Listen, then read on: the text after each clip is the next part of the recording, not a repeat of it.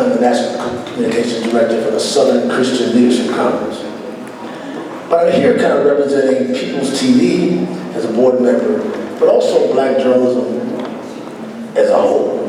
I've been here for a long time. We have some distinguished journalists here who are interested in what we consider a major story, a major undertaking, and a major event, because it involves us, it's about us, and it's about time. To kick it off in a proper way, probably one of the most prodigious minds in America, Dr. Ron Daniels. Tomorrow, June 11th, will mark the convening of the first area regional community hearing on the National African American Reparations Commission's preliminary 10-point reparations program. It will be held at the Interdenominational Theological Center. The hearing will include a review and discussion of H.R. 40, the reparations study bill that Congressman John Conyers has introduced as the ranking member of the House Judiciary Committee since 1989. In addition, we'd like to say this momentous occasion occurs as the concept of reparations for enslavement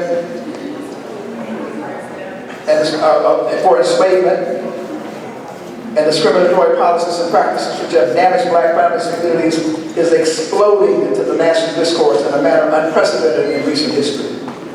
This extraordinary development is a result of several factors. The heads of state of the nations of the Caribbean associated with CARICOM have unanimously voted to demand reparations from their former European colonizers for native genocide and African enslavement. A CARICOM Reparations Commission has been formed, which has adopted a 10-point program in the quest to achieve this goal. The courageous stance by CARICOM has been a source of inspiration to reparations scholars, activists, and organizers everywhere, including the United States. In fact, the interaction with CARICOM, the CARICOM Commission, was the impetus for the formation of the National African American Reparations Commission and the formulation of a 10-point reparations program. The case for reparations, the brilliant article in The Atlantic by Ta-Nehisi Coates, has also provoked tremendous interest, discussion, and debate about reparations. His ongoing engagement on the issue has also introduced an entire new generation to the concept of reparations. The movement for Black Lives has also taken up the issue as well, and is increasingly addressing structural institutional racism in relationship to police killings and discriminatory criminal justice policies and practices. Danny Glover recently added to the discourse with a major address at the Organization of American States, which was widely publicized and well received. And there are a multiplicity of scholarly books and studies on the damaging effects of capitalism and enslavement on African Americans. As we gather in Atlanta for these potentially historic proceedings, these factors definitively suggest that reparations is an issue whose time has come. We are here to seize the moment and to move decisively forward to demand repair for the damages inflicted on our people by centuries of enslavement and generations of discriminatory policies and practices. Now I'd like to invite to the rostrum to express on this occasion his point of view, our dynamic, global humanitarian activist, organizer, someone who gives selflessly of his time and talent in a way that is a model for artists, entertainers, and scholars everywhere. It is none other than Danny Glover. Thank you very much, Brother Ron Daniels, and all of those who have worked so hard for years, often not given the due and credit that they deserve on the issue of reparations. It's certainly one of the key discourse narratives that's found its way more and more into the public discourse. I remember some years ago with a group including Dr. Malvo. We spent some time in Venezuela, and in that meeting we had fascinating conversations about Afro-descendants within Venezuela.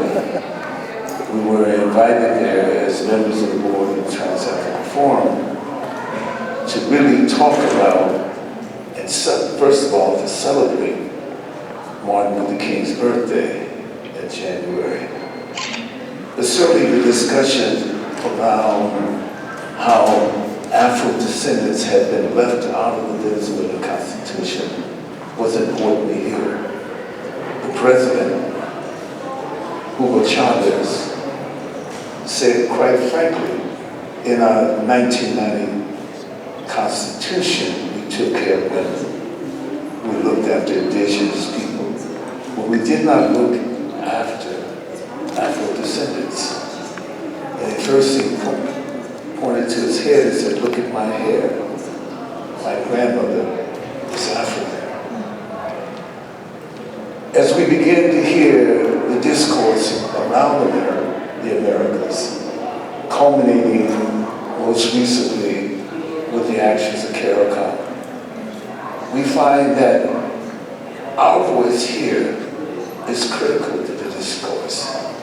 Our voice here, in a sense, could begin to resonate in the way in which it's possible we can change not only that discourse within the country, but the discourse in other places where Afro-descendants live.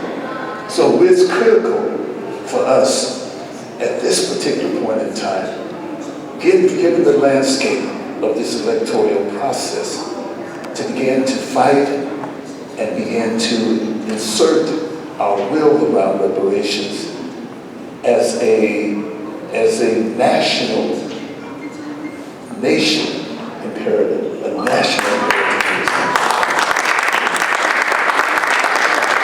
So,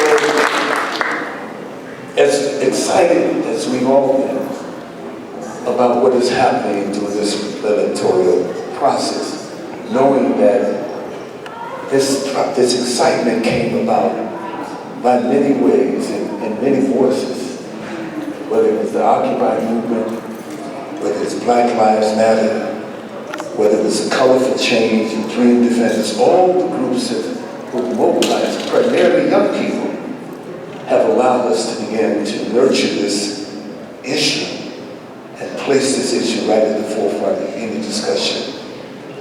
And quite frankly, it's a simple prognosis.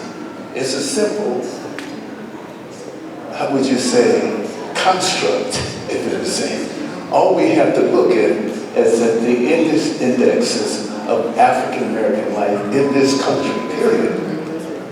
And all the conclusions that have been drawn by many of the scholars here today is psychological impact that slavery has had and afterwards, and the other ways in which African Americans, African descendants have been marginalized in this country. It allows us, whether it's jobs, education, healthcare, every single one. We can, this argument, putting reparations right at the forefront of this discussion of African descendants is paramount, it's necessary, and it's mobilizing as well. Thank you.